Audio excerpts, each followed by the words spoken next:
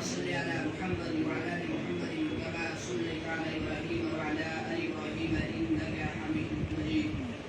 اللهم بارك على محمد وعلى ال محمد كما باركت على ابراهيم وعلى ال ابراهيم انك حميد مجيد. اللهم صل على سيدنا محمد وعلى ال سيدنا محمد واصحاب سيدنا محمد وبارك وسلم عليه.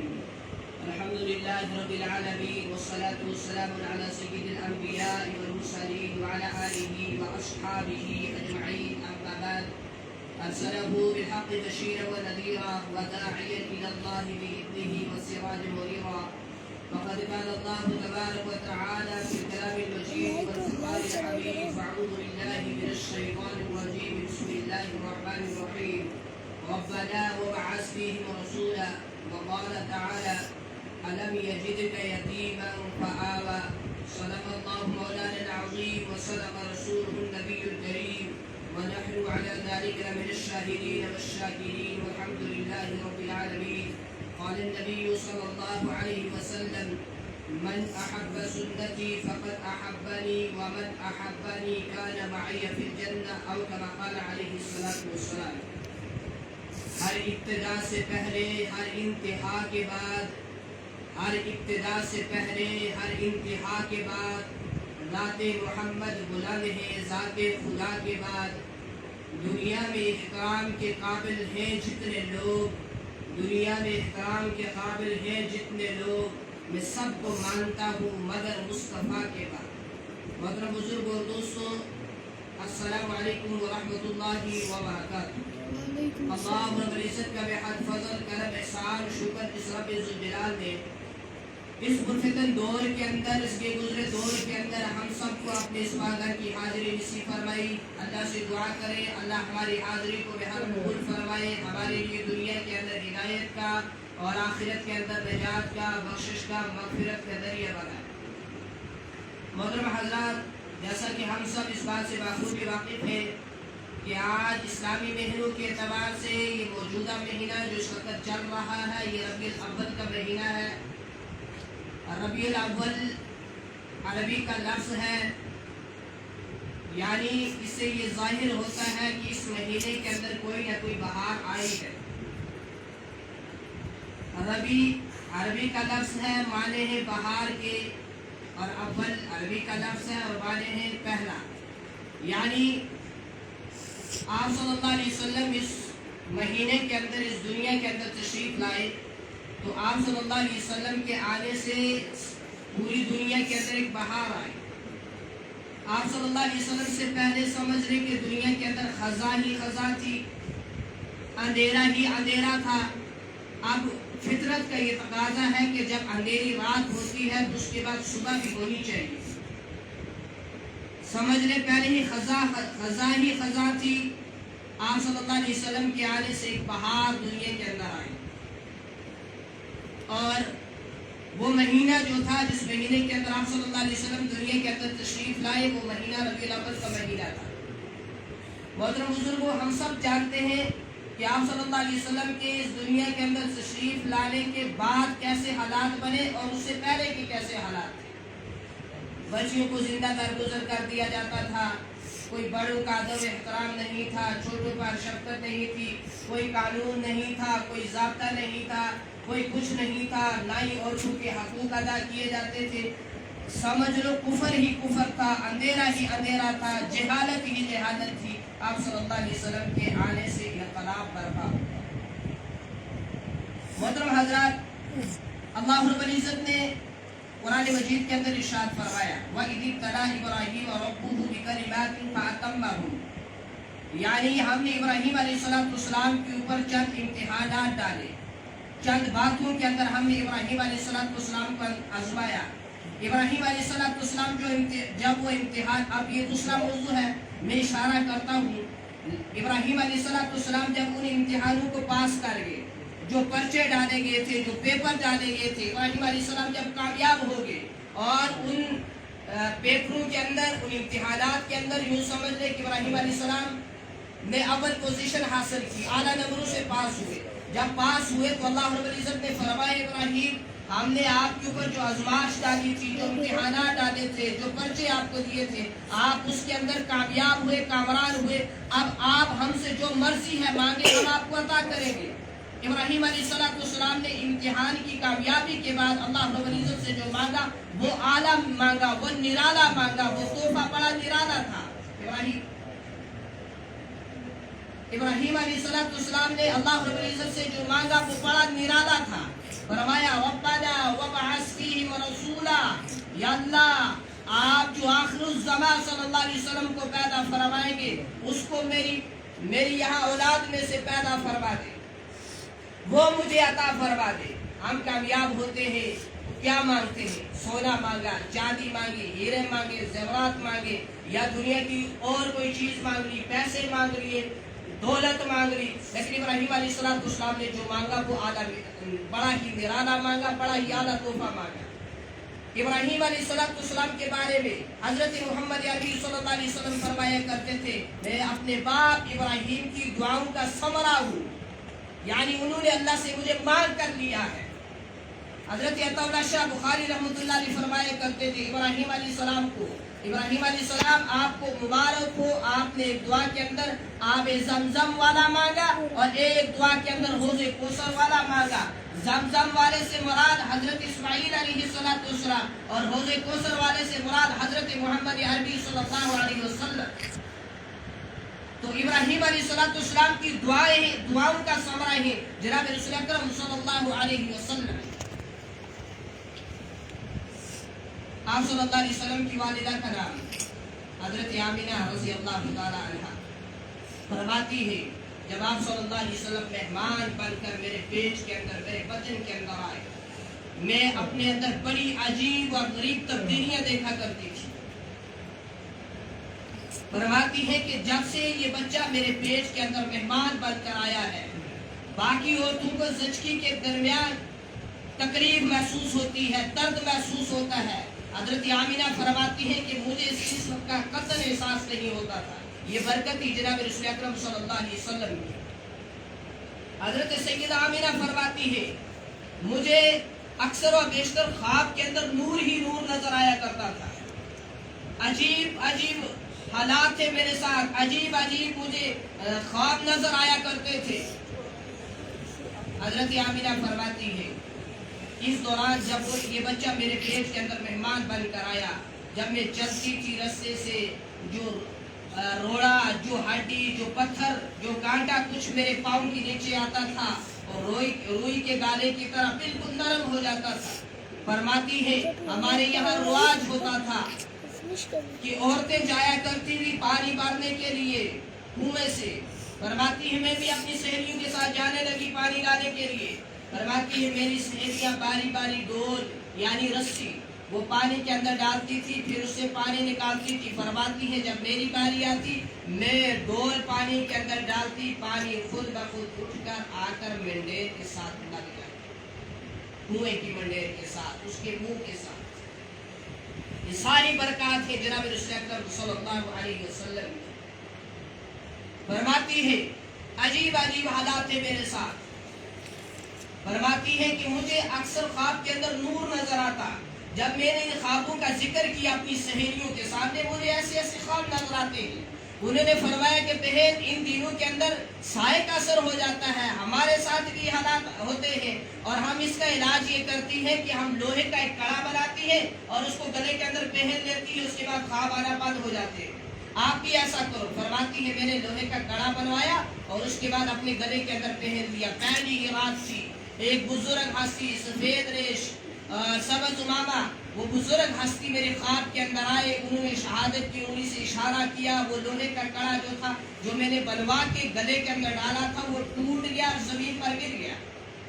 میں حیران ہوئی، میں نے پوچھا آپ کون ہیں، آپ نے یہ کیا ظلم کیا، آپ نے میرے ساتھ یہ کیا ظلم کیا؟ وہ فرماتے ہیں انہوں نے فرمایا کہ بیٹی میں ابراہیم ہوں، میں تمہیں مبارک دینے کے لیے آیا ہوں کہ تمہارے وطن کے اندر جو بیٹا ہے وہ کوئی معمولی نہیں، وہ تمام انبیاء کا سردار ہے، تمام نبیوں کا سردار ہے، وہ کوئی معمولی نہیں، وہ عام بچوں کی طرح نہیں۔ میں تمہیں مبارک دینے کے لیے آیا ہوں، اور میری غیرت نے یہ گوارا نہ کیا کہ ہماری بچی تو ہم پرستی کا شکار بن جائے، اس لیے میں نے یہ لوہے کا کڑا جو تم نے گلے کے اندر ڈالا تھا اسے توڑ ڈالا۔ فرماتی ہے جب یہ بچہ میرے پیٹ کے اندر مہمان بن کر آیا، میرے سے اکثر اور بیشتر خوشبو ہی خوشبو آیا کرتی تھی۔ یہ بات جب پھیل گئی، عرب کے اندر پھیل گئی کہ عبد المطلب کی بہو جو بیوہ ہے وہ عطر استعمال کرتی ہے جبکہ وہ بیوہ ہو چکی ہے، لوگوں نے شکایت کی حضرت عبد المطلب سے۔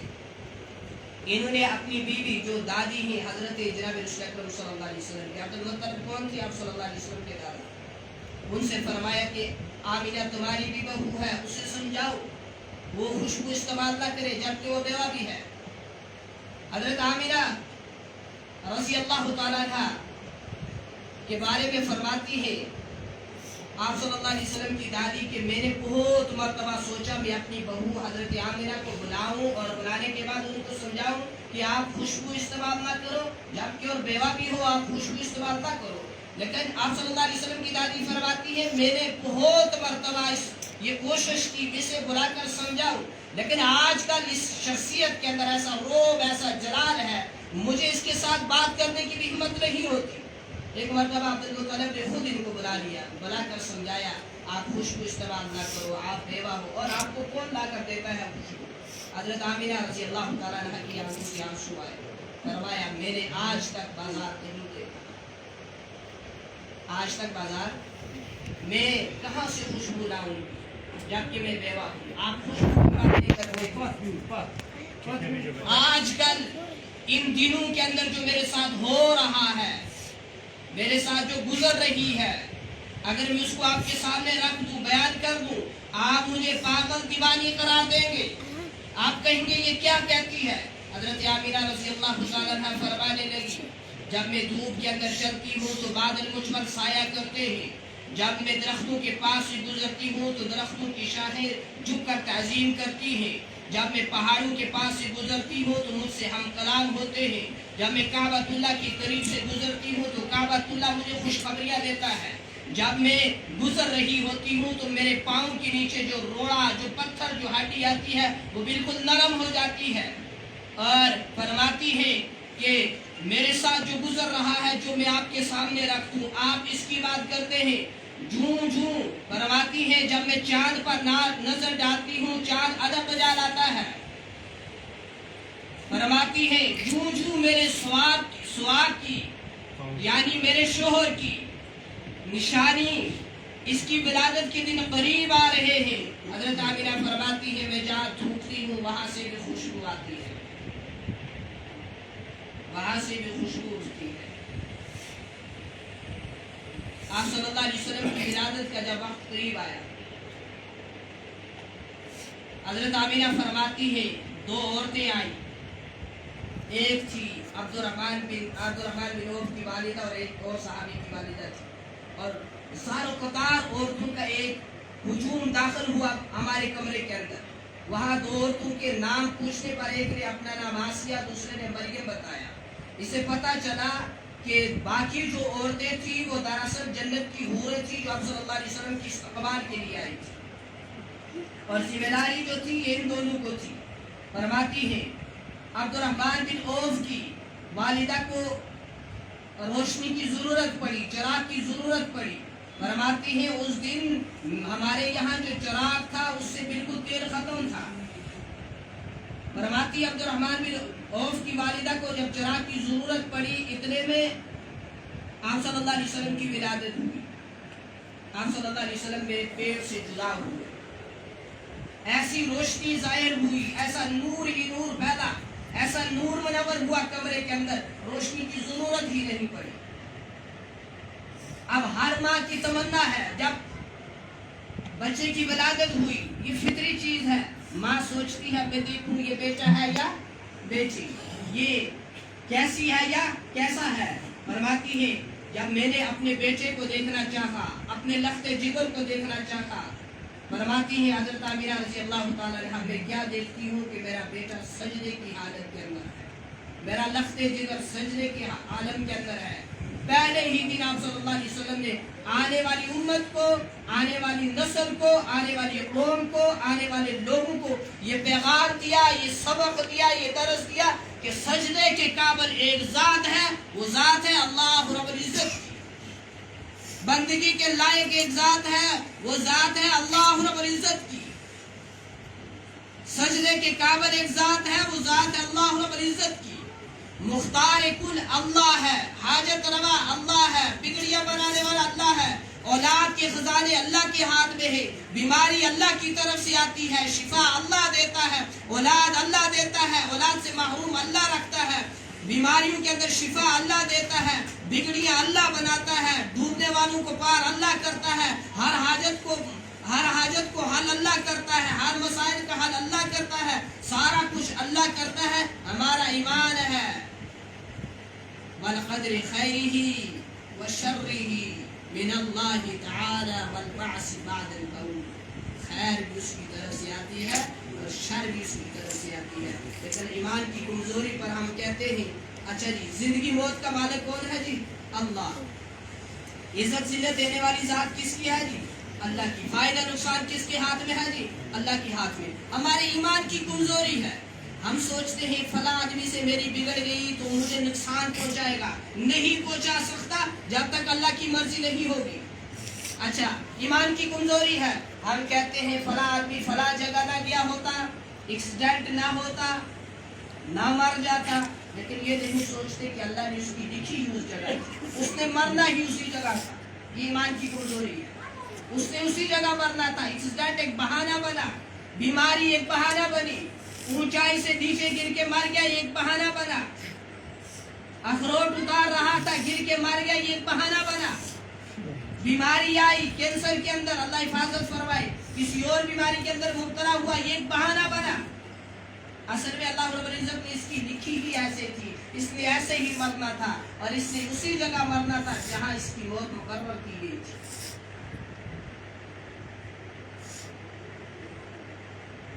بزرگ اور دوستوں، عرب کے اندر دستور ہوا کرتا تھا، دیہاتوں سے عورتیں آتی تھی، دودھ پینے والے بچوں کو تلاش کرتی تھی اور پھر لے جاتی تھی، دودھ پلایا کرتی تھی۔ خیر اس سے پہلے عبد المطلب آتے ہیں جو آپ صلی اللہ علیہ وسلم کے دادا ہیں، پوچھتے ہیں حضرت آمینہ رضی اللہ تعالیٰ عنہ سے، آمینہ کچھ نام سوچا ہے، اس کا نام کیا رکھنا ہے؟ بچے کا نام سوچا کہ ہم اس کا نام کیا رکھیں گے؟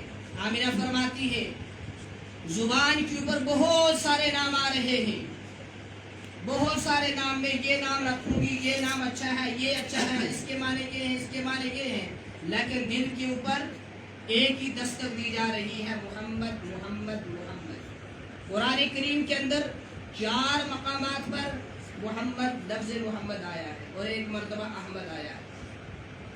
فرماتی ہے دیکھیں ہر ماں ہر باپ کی تمنا ہے اور بہت سارے نام ذہن کے اندر آتے ہیں جب بچے کی پیدائش ہو جاتی ہے کہ یہ نام رکھوں گی، یہ نام رکھوں گا، بچی ہوئی تو یہ نام رکھتا ہے، بچہ ہوا تو یہ نام رکھنا ہے۔ آمینہ بھی فرماتی ہے میرے زبان کے اندر بہت سارے نام آ رہے ہیں، دل کے اوپر ایک ہی ہے، دل ایک ہی نام کے بارے میں فرما رہا کہہ رہا ہے محمد محمد محمد۔ عبد المطلب فرماتے ہیں یہ نام میں نے آج تک نہیں پورے عرب کے اندر سنا، اور ایسا بچہ، ایسا حسین و جمیل، ایسا خوبصورت بچہ میں نے کبھی نہیں دیکھا۔ آمینہ فرماتی ہیں آپ دیکھتے بھی کیسے، ایسا بچہ آج تک کسی ماں نے جنا ہی نہیں، اور اللہ نے ایسا بچہ آج تک پیدا ہی نہیں کیا۔ آپ صلی اللہ علیہ وسلم کیسے حسین و جمیل تھے، کیسے خوبصورت تھے۔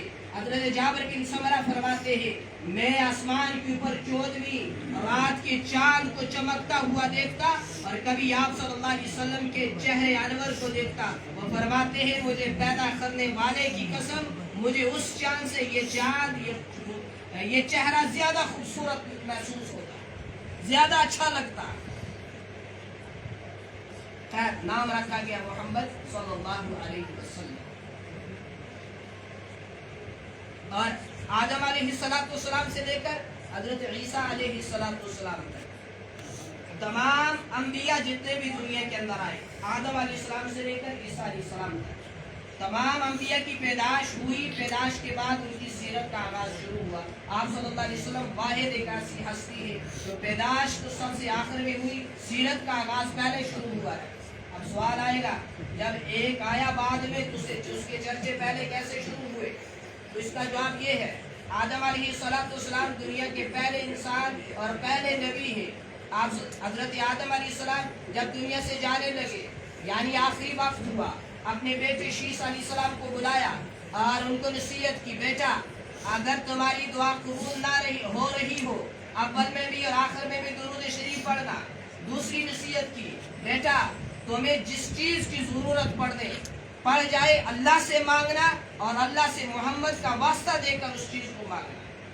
شیس علیہ السلام عرض کرتے ہیں، ابا جان آپ کی بات تو میرے ذہن کے اندر بیٹھ گئی، نصیحت سمجھ آئی، لیکن آپ مجھے اس بات سے آگاہ فرما دیں، مجھے اس بات سے خبردار کر دیں، مجھے یہ بتا دیں کہ محمد ہے کون صلی اللہ علیہ وسلم، یہ کون ہے؟ آدم علیہ السلام کا جواب سنے، فرمایا بیٹے میں جنت کا رہنے والا ہوں۔ اللہ رب العزت نے آدم کو اپنی قدرت سے پیدا کیا اور جنت کے اندر چھوڑا۔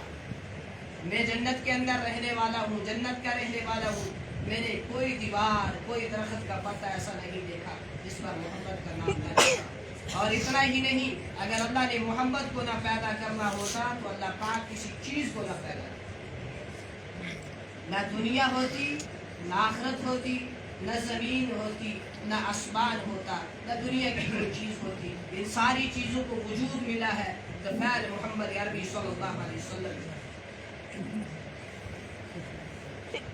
اب رواج تھا، دیہاتوں سے عورتیں آتی تھی، دودھ پینے والے بچوں کو تلاش کرتی تھی اور لے جاتی تھی۔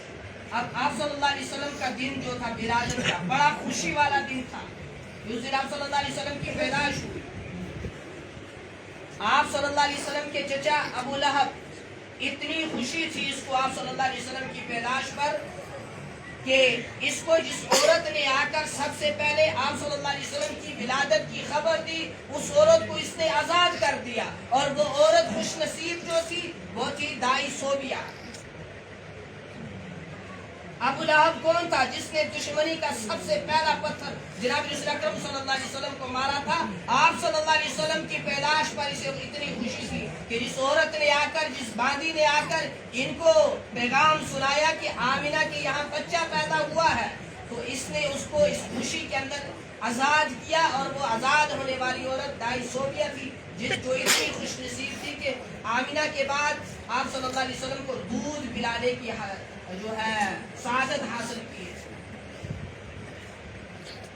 خیر، دودھ پلانے والی عورتیں آتی، بچے تلاش کرتی اور لے جاتی دودھ پلانے کے لیے۔ آئی عورتیں آ کر بچوں کو تلاش کیا۔ آمینہ کے گھر میں دستک تھی، اندر سے آمینہ نے جب پوچھا کون، کہا دودھ پلانے والی عورتیں آئی ہیں، دودھ پلانے کے لیے بچہ ہے؟ فرمایا ہے۔ پوچھا والد زندہ ہے؟ فرمایا والد زندہ نہیں ہے، والد انتقال کر گیا ہے۔ عورتیں چھوڑ کر چلی گئی کہ اس کا باپ نہیں ہے تو کیا انعام ملے گا، یہاں سے کیا ملے گا، چھوڑ کر چلی گئی۔ لیکن یہ مقدر کسی اور کے جاگ اٹھے تھے، یہ سعادتیں، یہ برکتیں کسی اور کے حصے میں آنے والی تھی۔ اس بوجھ کو اللہ نے نبی صلی اللہ علیہ وسلم کے لیے منتخب نہیں کیا تھا جو ان کو چھوڑ کر چلی جاتی تھی۔ حضرت حلیمہ سعدیہ رضی اللہ تعالیٰ عنہ وہ آتی ہیں اور ان کی سواری جو ہے بڑی کمزور ہے، بڑی لاغر ہے، قافلے کے ساتھ آئی لیکن کمزور ہونے کی وجہ سے سواری پیچھے رہ گئی۔ باقی قافلہ آیا، بچوں کو تلاش کیا، دودھ پیتے بچوں کو تلاش کیا اور لے گئی، اور ان کو لے گئی جن کے باپ زندہ تھے۔ حضرت حلیمہ بعد میں پہنچی، آ کر دروازے کے اوپر دستک تھی، اندر آمینہ نے پوچھا کون؟ کہنے لگی دودھ پلانے کے لیے بچہ ہے؟ فرمایا ہے۔ والد زندہ ہے؟ کہا زندہ نہیں ہے۔ دکھ ہوا حضرت آمینہ کو کہ ہو سکتا ہے یہ بھی چھوڑ کر چلی جائے، لیکن حضرت حلیمہ سعدیہ کے حصے میں یہ برکات، یہ انوارات آنے تھے۔ انہوں نے فرمایا میں اسی بچے کو لے کر جاؤں گا۔ پہلے فرمایا مجھے وہ بچہ دکھاؤ۔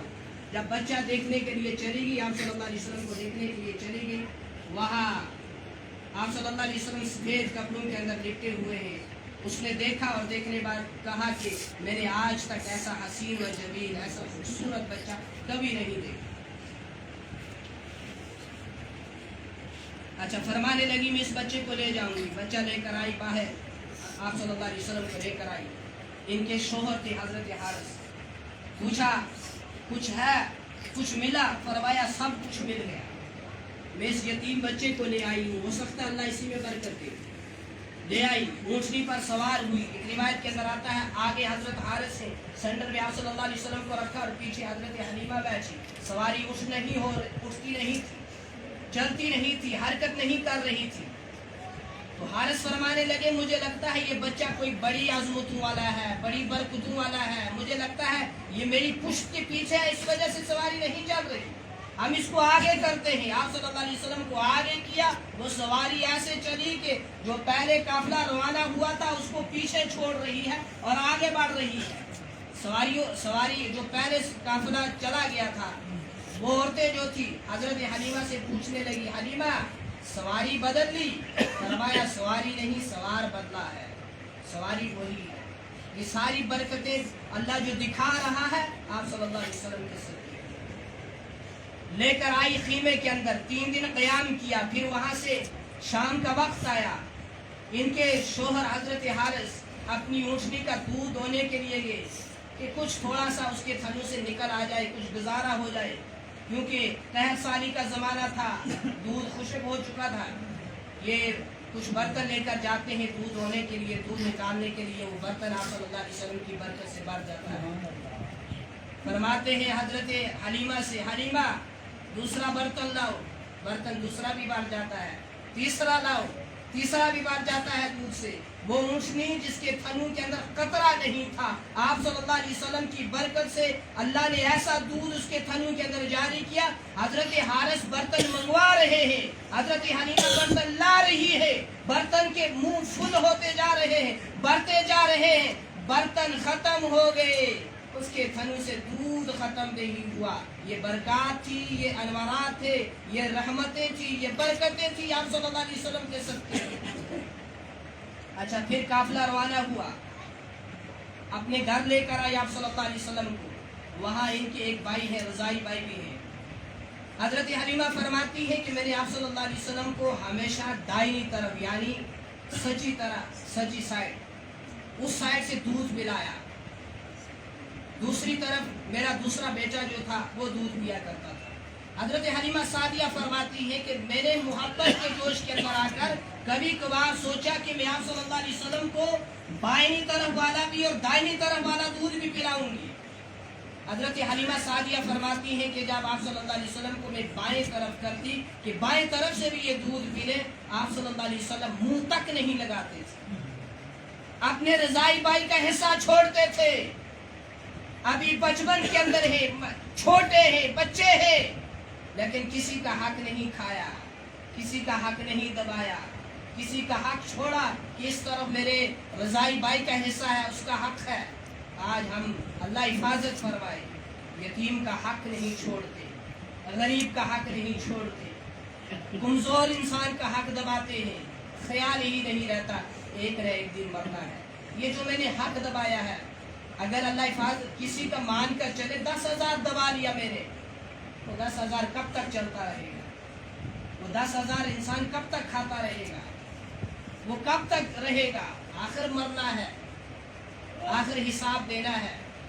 तो खैर आप सल्लल्लाहु अलैहि वसल्लम ने आते ही ये पैगाम दिया कि किसी का हक खाना नहीं, बल्कि उसका हक उसको पहुंचाना है, दूसरी तरफ वो नहीं लगाया। अच्छा, सीरत की किताबों के अंदर लिखा है बचपन ही से आप सल्लल्लाहु अलैहि वसल्लम पाक और साफ रहते थे। एक वक्त मुकर्रर किया गया था जिस वक्त पर आप सल्लल्लाहु अलैहि वसल्लम को पेशाब वगैरह से फारग कराया जाता था। कभी कपड़ों के अंदर पेशाब नहीं किया, पाक और साफ रहे बचपन ही से। और फिर फरमाया अत्तहुर निस्फुल ईमान, पाकी आधा ईमान है। शुरुआत ही से एक दर्ज दिया जा रहा, बिल्कुल पाक और साफ, कभी कपड़ों के अंदर पेशाब नहीं किया। और जब बच्चा पैदा होता है उसका खतना पड़ता है, उनका खतना हुआ था पेट ही से। अच्छा, बाकी बच्चे जब पैदा होते हैं दुनिया के अंदर, गंद ही गंद। आप सल्लल्लाहु अलैहि वसल्लम बिल्कुल पाक और साफ पैदा हुए। नबी में तो उम्मती में फर्क है ना, ये तो नबी थे, اور تمام انبیاء کے اندر جن کا مقام تھا، جن کا مرتبہ تھا، تمام انبیاء سے افضل جو تھے، باقی نبی کوئی قوم کے لیے، کوئی علاقے کے لیے، کوئی بستی کے لیے، کوئی ملک کے لیے، آپ صلی اللہ علیہ وسلم سارے عالموں کے نبی. قل یا ایھا الناس انی رسول اللہ الیکم جمیعا. آپ اعلان کر دو کہ آپ دنیا کے اندر ہر قوم کے، ہر علاقے کے، ہر بستی کے، ہر ملک کے، تمام انبیاء کے، تمام صحابہ کے، ہر چیز کے نبی ہیں. ان کے زمانے سے لے کر قیامت کی صبح تک جو پیدا ہوگا نبی علیہ السلام کی امتی ہوگا. خیر، فرماتی ہے کہ میں آپ صلی اللہ علیہ وسلم کا ہمیشہ کیا کرتی تھی، خیال رکھا کرتی تھی. اور جب میں گھر سے باہر جاتی، اب آپ صلی اللہ علیہ وسلم کا کوئی سگا بھائی نہیں تھا، سگی بہن نہیں تھی، لیکن دودھ شریک بھائی تھا حضرت حلیمہ کا بیٹا، اور دودھ شریک بہن تھی حضرت حلیمہ کی بیٹی حضرت شیمہ، جس کا نام لکھا ہوا ہے. فرماتی ہے حضرت حلیمہ کہ جب میں گھر سے باہر جاتی تو میں اپنی بیٹی شیمہ کو یہ ذمہ داری دے کے جاتی کہ آپ اس کی حفاظت کرنا، آپ اس کا خیال رکھنا. حضرت حلیمہ آپ صلی اللہ علیہ وسلم، حضرت شیمہ آپ کو اٹھاتی، آپ کو گود کے اندر رکھتی اور آپ کو لوریاں دیتی، اور باقی اپنی سہیلیوں کے سامنے فخر کرتی کہ دیکھو میرا بھائی بھی دیکھ لو کتنا خوبصورت ہے، کتنا حسین ہے، کتنا جمیل ہے اور کتنا خوبصورت ہے. فخر محسوس کرتی. آپ صلی اللہ علیہ وسلم نے ایک مرتبہ جب تھوڑے بڑے ہوئے اپنی والدہ سے پوچھا کہ یہ میرا رضائی بھائی کہاں جاتا ہے، یہ دن کو چلا جاتا ہے، کہاں جاتا ہے؟ اس نے فرمایا یہ بکریاں چرانے کے لیے جنگل کے اندر جاتا ہے. آپ صلی اللہ علیہ وسلم فرمانے لگے میں بھی کل اس کے ساتھ بکریاں چرانے کے لیے جاؤں گا. حلیمہ نے کہا، دائی حلیمہ نے کہا آپ نہیں جانا، کوئی آپ کو تکلیف پہنچے گی، آپ نہیں جانا. بہت اصرار کیا، خیر اجازت دی. آپ صلی اللہ علیہ وسلم بھی چلے جاتے بکریوں کے ساتھ. اور جب آپ صلی اللہ علیہ وسلم دھوپ میں چلتے تو بادل سایہ کرتے. اور شیمہ ان کا بھائی فرماتے ہیں ہم بکریوں کے ساتھ جاتے، ایک سایہ دار درخت کے نیچے بیٹھ جاتے اور بکریاں ہماری چوگتی رہتی، اور شیر جو آگے پیچھے بھیڑیا بکریوں کے اوپر حملہ کرتا اس وقت پہرا دیتا، بکریاں چوگتی رہتی.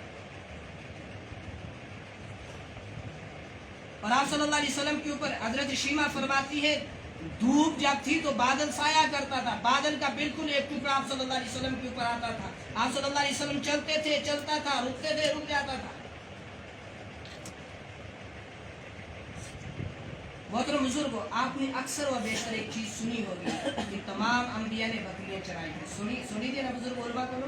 اس کی وجہ کیا ہے؟ اس کی کیا وجہ ہے کہ تمام انبیاء نے بکریاں چرائی ہیں؟ کیا وجہ ہے؟ ایک مرتبہ کتاب کے اندر پڑھا انبیاء علیہ السلام کو اللہ رب العزت نے اس لیے بکریوں کے ساتھ لگایا، وہ بکریاں چرانے کی ذمہ داری اس لیے دی کہ بکری کی ایک فطرت ہے ایک جگہ نہ چرنا. بکری کی فطرت ہے مالک کو تنگ کرنا. اللہ نے اس لیے ان کے ساتھ لگایا انبیاء علیہ السلام کو کہ یہ آپ کو تنگ کریں گی، آپ کے اندر صبر کا مادہ پیدا ہوگا، آپ کے اندر صبر آئے گا، کیونکہ آگے چل کر آپ کی امت نے آپ کو تنگ کرنا ہے، آپ کی امت نے آپ کے اوپر پتھروں کی بارش کرنی ہے تاکہ آپ کے اندر صبر پیدا ہو جائے، ایک صبر کا مادہ آ جائے.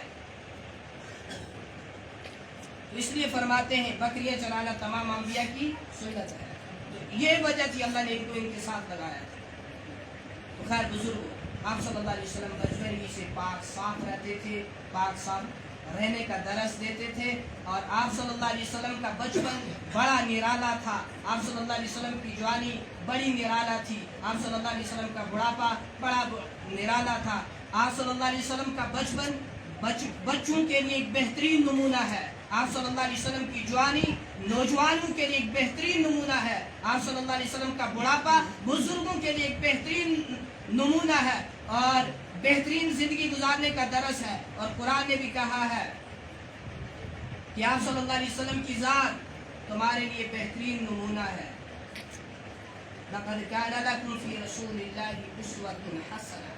آپ صلی اللہ علیہ وسلم کی ذات، آپ صلی اللہ علیہ وسلم کی زندگی آپ کے لیے زندگی گزارنے کے لیے بہترین نمونہ ہے. جو ان کے پیچھے چلے گا اللہ اس کی دنیا بھی بنائے گا، آخرت بھی بنائے گا. جو ان کا دامن چھوڑ دے گا، اس سے پہلے بھی اللہ نے اس کو ناکام کیا ہے، اور اس کے بعد بھی جو ان کا دامن چھوڑ کر زندگی گزارے گا اللہ اس کو ناکام کرے گا. دنیا بھی برباد ہوگی اور آخرت بھی برباد ہو جائے گی. قل ان کنتم تحبون اللہ فاتبعونی یحببکم اللہ. آپ ان سے کہہ دیں اگر یہ اللہ کا محبوب بننا چاہتے ہیں، اللہ کا پیارا بندہ بننا چاہتے ہیں، فاتبعونی، آپ کی اتباع کریں، آپ کے طریقے پر چلیں، آپ کے لائے ہوئے دین کے مطابق زندگی گزاریں، تو اللہ ان کو کیا کرے گا جی؟ ان کی آخرت بھی بنائے گا اور دنیا بھی بنائے گا.